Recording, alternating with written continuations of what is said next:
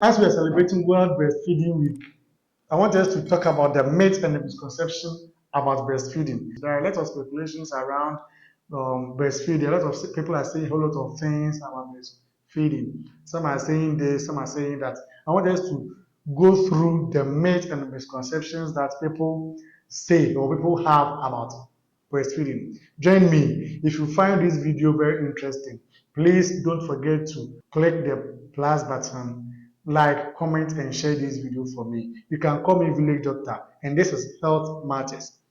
Breastfeeding myth number one: breastfeeding is painful. That's first myth that people say. Breastfeeding is very painful. Breastfeeding is very painful. Is it true? A lot of people are saying that it's very painful to breastfeed. It's very, very painful to breastfeed. But it is the initial attachment, like when the child tries to, suck or latch you, that's where you feel that kind of small pain. But if proper techniques, of which we have another episode on techniques of breastfeeding, how to position the child and techniques of breastfeeding, if those techniques are applied, there's no way you're going to feel pain whilst breastfeeding. So it is the initial attachment or the latching that may seem very painful or may seem painful, but the entire breastfeeding process is never painful. So let's clear that myth that breastfeeding is painful. Myth number two: breastfeeding ties you down. Breastfeeding ties you down. Some people think that you become tied up or breastfeeding ties you down, brings you down, because what we are saying or the reality is breast milk can be expressed and stored for later use, allowing for flexibility and shared feeding responsibilities. Breast milk can be expressed and stored. So instead of you having the myth that you have to breast milk or breastfeeding always tells you down, you have to always get time, you have to always, I'm that kind of busy person, I don't have time to breastfeed. Breast milk can be expressed and stored for later use. So you can express breast milk, keep it very well. There is another episode on this breast milk or breastfeeding episodes that will show how to properly store express breast milk. So don't be deceived. Don't have that wrong perception that breast milk or breastfeeding ties you down, doesn't make room or allow you to do your daily stuff and what have you.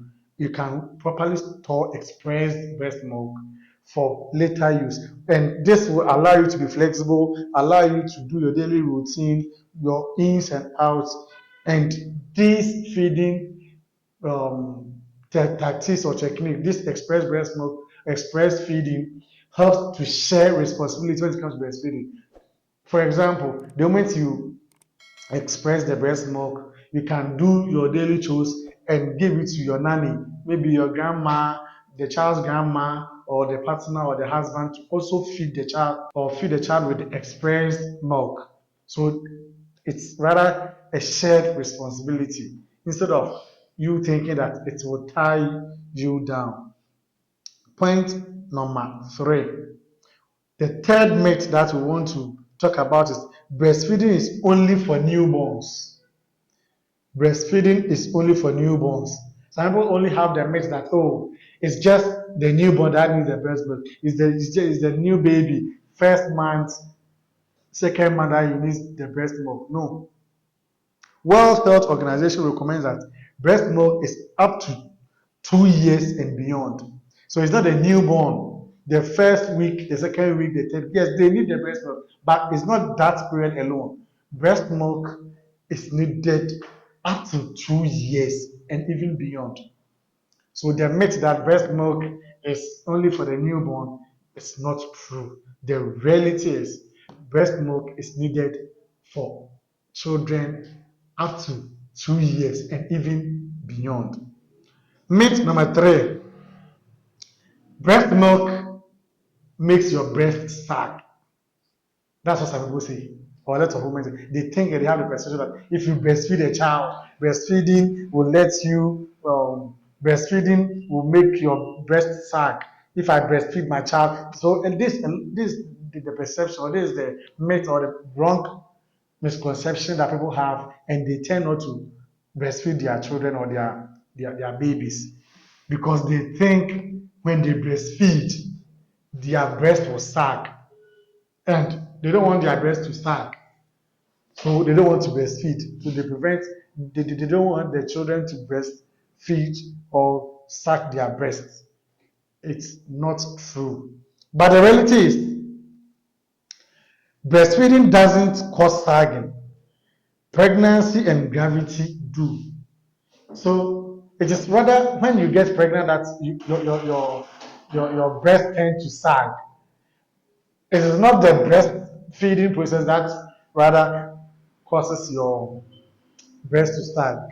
It is when you get pregnancy, and there is something we call gravity. So gravity and pregnancy causes your breast to sag. We will have a video to explain that how pregnancy causes our breast to sag and how gravity causes our breast to sag. But the point is, it is not breastfeeding that causes our breast to sag. There is the myth or the misconception that breastfeeding means you can't take medications. Some people think the moment you are breastfeeding, you can't take medications. No. The reality is, many medications are safe during breastfeeding. The only thing you have to do is you consult your healthcare provider.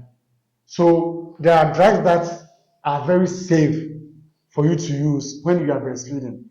Although we know that there are some drugs, they are not safe and they are not recommended for pregnant and lactating mothers or breastfeeding mothers.